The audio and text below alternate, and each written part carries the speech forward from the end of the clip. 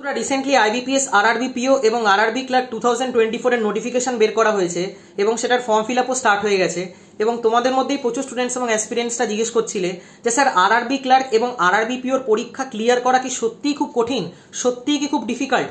তো বন্ধুরা, আজকের এই একটা সিঙ্গেল ভিডিওতে একদম ডিটেল ওয়েতে আলোচনা করে দেবো যে আরআরবি ক্লার্ক এবং আরআরবি পিওর পরীক্ষার প্যাটার্ন কিরকম হয়, সত্যি কি খুব কঠিন হয় নাকি সহজ হয় ক্লিয়ার করা।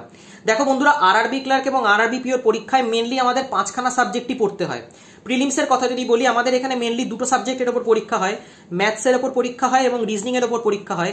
এবং মেন্স এক্সামের কথা যদি বলি তো ম্যাথস এবং রিজনিং এর পাশাপাশি আরো 3টে সাবজেক্টের উপর আমাদের পরীক্ষা হয়। ইংলিশের ওপর পরীক্ষা হয়, জিকের ওপর পরীক্ষা হয় এবং কম্পিউটারের ওপর পরীক্ষা হয়। এবার যখন স্টুডেন্টস এবং অ্যাসপিরেন্টসরা আরআরবি ক্লার্ক এবং আরআরবি পিও এক্সামের জন্য প্রিপারেশন নেওয়া স্টার্ট করে, তখন তারা হ্যাপাজেটলি প্রিপারেশন করতে শুরু করে। তারা কোনো টার্গেট পয়েন্ট সেট করে না, অথবা তারা কখনো এই জিনিসটা দেখে না যে এই 5টা সাবজেক্টের মধ্যে সব থেকে ইম্পর্টেন্ট কোন কোন সাবজেক্টগুলো। তো বন্ধুরা, আমি তোমাদের জানিয়ে দিই, প্রিলিমসের এক্সাম আরআরবি ক্লার্ক এবং আরআরবি পিওর পরীক্ষাতে মাত্র 2খানা সাবজেক্টের উপর হয়, সেটা হলো ম্যাথস এবং রিজনিং। ম্যাথসের ওপর তোমাদের 40টা কোশ্চেন আসবে এবং রিজনিং এর উপরও তোমাদের 40টা কোশ্চেন আসবে। ওভারঅল 80খানা কোশ্চেন তোমাদের এখানে অ্যাটেম্প্ট করতে হবে, যেটার জন্য হাতে তোমরা টাইম পাবে মাত্র 45 মিনিটের। এবং ঠিক সেরকমই যদি মেন্স এক্সামের কথা বলি, তো মেন্স এক্সামে 5খানা আলাদা আলাদা সাবজেক্টের উপর পরীক্ষা তো হয় ঠিকই, কিন্তু সব থেকে গুরুত্বপূর্ণ অথবা সব থেকে ইম্পর্টেন্ট যে সাবজেক্টগুলো, সেটা হলো ম্যাথস এবং রিজনিং। এবং তার প্রধান কারণ কি, মেন্স এক্সাম টোটাল 200 মার্কসের উপর হয়। প্রত্যেকটা সাবজেক্টের ওপর, অর্থাৎ অঙ্কের ওপর 40টা কোশ্চেন পাবে, রিজনিং এর ওপর 40টা কোশ্চেন পাবে, ইংলিশের ওপর 40টা কোশ্চেন পাবে, জিকের ওপর 40টা কোশ্চেন পাবে, কম্পিউটারের ওপরও 40টা কোশ্চেন পাবে। কিন্তু অঙ্ক এবং রিজনিং এ প্রত্যেকটা কোশ্চেনের এগেনস্টে 1.25 মার্কস করে থাকে। মানে অঙ্কের 40টা কোশ্চেন এবং রিজনিং এর 40টা কোশ্চেন মিলিয়ে তোমাদের অঙ্কের 50 নম্বর এবং রিজনিং এর 50 নম্বর থাকবে, অর্থাৎ টোটাল 100 নম্বর অঙ্ক আর রিজনিং মিলিয়ে আসে। অন্যদিকে যদি ইংলিশের কথা বলি, তো ইংলিশের 40টা কোশ্চেনের জন্য প্রত্যেকটা কোশ্চেন 1 মার্ক ক্যারি করবে। জিকের কথা যদি বলি, তো জিকের 40টা কোশ্চেনের জন্য প্রত্যেকটা কোশ্চেন 1 মার্ক ক্যারি করবে। এবং কম্পিউটারের কথা যদি বলি, তো কম্পিউটারের 40টা কোশ্চেনের জন্য প্রত্যেকটা কোশ্চেন 0.5 মার্কস ক্যারি করবে। তো ন্যাচারালি তোমরা বুঝতেই পারছো কোন সাবজেক্টের ইম্পর্টেন্স কতটা বেশি। এবং সবার প্রথমে স্টুডেন্টসদের এই জিনিসটা আইডেন্টিফাই করা উচিত যে কোন সাবজেক্ট দিয়ে আমার সিলেকশন হবে। এবং বন্ধুরা, আরআরবি পি এবং আরআরবি ক্লার্কের পরীক্ষায় ম্যাথামেটিক্স এবং রিজনিং দিয়েই তোমাদের সিলেকশন হবে। পুরো প্রিলিমসের পরীক্ষা অঙ্ক আর রিজনিং মিলিয়ে হয়। মেন্সের পরীক্ষায় অঙ্ক আর রিজনিং এ সব থেকে বেশি মার্কস ক্যারি করে। ওভারঅল 200 মার্কসের মধ্যে 100 নম্বরই অঙ্ক আর রিজনিং মিলিয়ে আসে। তো অঙ্ক আর রিজনিংকে যে যত ভালোভাবে শিখতে পারবে, তার মার্কস তত বেশি উঠবে, তার সিলেকশনের চান্সেস তত বেড়ে যাবে। এবং এই জিনিসটাকে সবার প্রথমে আইডেন্টিফাই করা উচিত। তো ন্যাচারালি ম্যাথস এবং রিজনিং এর কথা যদি বলি, তো পুরো এন্টায়ার সিলেবাস আমাদের ক্লাস 9-10 এর উপরই আসে। এখানে এক্সট্রা আমাদের কিচ্ছু পড়তে হয় না। এখানে কোনো ক্লাস 11 এর সিলেবাস থাকে না, কোনো ক্লাস 12 এর সিলেবাস থাকে না। অঙ্কে তোমরা দেখতেই পারবে, এরিথমেটিকের ক্লাস 9-10 এর চ্যাপ্টার তোমাদের এখানে থাকবে। রেশিও প্রপোর্শন থাকবে, পার্সেন্টেজ থাকবে, প্রফিট আর লস থাকবে, ডিসকাউন্ট থাকবে, সিম্পল ইন্টারেস্ট থাকবে, কম্পাউন্ড ইন্টারেস্ট থাকবে, টাইম এন্ড ওয়ার্ক থাকবে, টাইম স্পিড ডিস্টেন্স থাকবে, অ্যাভারেজ থাকবে, মিক্সচার থাকবে, যে সমস্ত জিনিসগুলো তোমরা ক্লাস 9-10 এ পড়ে এসছো। কিন্তু এখানে একটা ভীষণ ভীষণ ইম্পর্টেন্ট রোল প্লে করবে টেকনিক অফ সলভিং।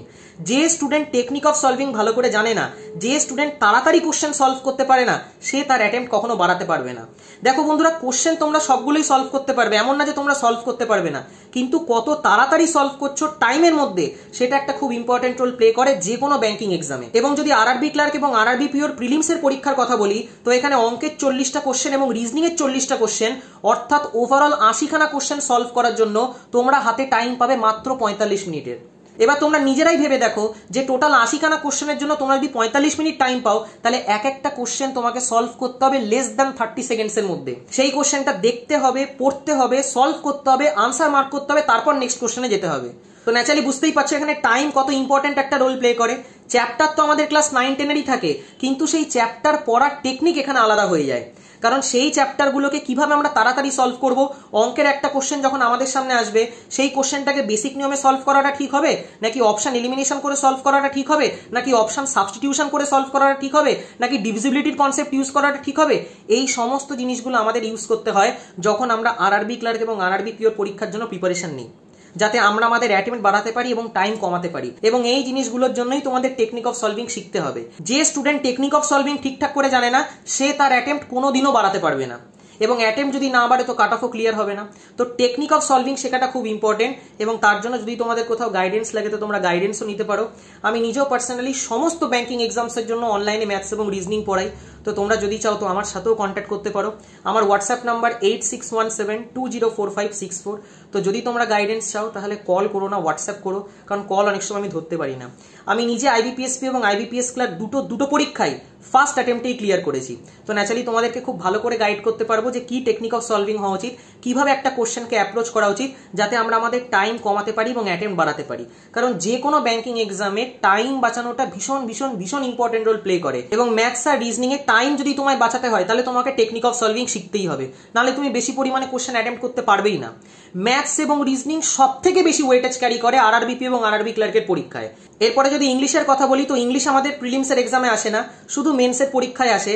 এবং মেন্সের পরীক্ষা তো 40 মার্কস আমাদের ইংলিশ ক্যারি করে এবং সেই 40টা কোশ্চেন একদম বেসিক লেভেলের থাকে। তোমরা ক্লাস 9-10 যেরকম ইংলিশ পড়েছো ঠিক সেই জিনিসগুলোই এখানে পাবে। রিডিং কম্প্রিহেনশন দেখতে পারবে, fill in the blanks passage দেখতে পারবে, সিঙ্গেল লাইন ফিলার্স দেখতে পারবে, এরার কারেকশনের কোশ্চেন দেখতে পারবে, ওয়ার্ড সোয়াপিং দেখতে পারবে, সেন্টেন্স রিঅ্যারেঞ্জমেন্ট দেখতে পারবে। তো এই সমস্ত জিনিসগুলো আমাদের আরআরবি ক্লার্ক এবং আরআরবি পিওর মেন্সের পরীক্ষায় আসে। ইংলিশে আমাদের টাইমের খুব একটা প্রবলেম হয় না, তবে ইংলিশে রিডিং হ্যাবিটটা ফাস্ট করা উচিত যাতে করে কোশ্চেনগুলো তাড়াতাড়ি সলভ হয়ে যায়। এবং তার জন্য ডেইলি বেসিসে তোমরা একটা করে ইংলিশের নিউজ পেপার পড়ো এবং সেই অনুযায়ী প্র্যাকটিস করো।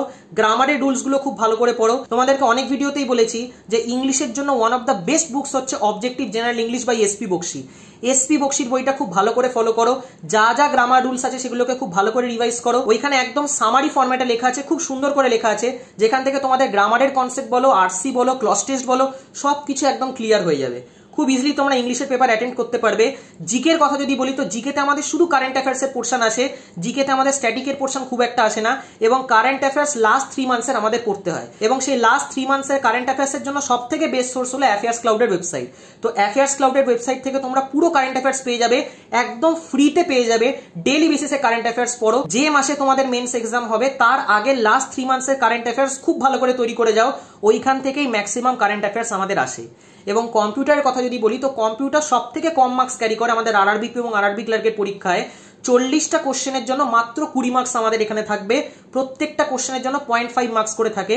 কম্পিউটার আমাদের বিশাল হাইফাই লেভেলের কিছু আছে না, এখানে তোমাকে কোনো প্রোগ্রামিং লিখতে দেবে না অথবা কোনো প্রোগ্রামিং ল্যাঙ্গুয়েজও জিজ্ঞেস করবে না। এখানে একদম বেসিক জিনিসপত্র জিজ্ঞেস করবে, মাইক্রোসফট ওয়ার্ড কি, মাইক্রোসফট পাওয়ার পয়েন্ট কি, মাইক্রোসফট এক্সেল কি, শর্টকাট কিস খুব ভালো করে পড়ে যাও, বেসিক অপারেটিং সিস্টেম খুব ভালো করে পড়ে যাও। কম্পিউটার অ্যাপটিটিউডের একটা খুব ভালো বই আছে যেটা তোমরা কিনতে পারো আরিহান পাবলিকেশনের, তো সেইখান থেকে কম্পিউটারের সবকিছু তোমরা পেয়ে যাবে। কম্পিউটারের উপরে শুধু তোমাকে ফ্যাকচুয়াল কোশ্চেন জিজ্ঞেস করবে, একদম বেসিক লেভেলের কোশ্চেন জিজ্ঞেস করা হয়, এখানে বিশাল কিছু হাইফাই ক্যালকুলেশন করতে হয় না।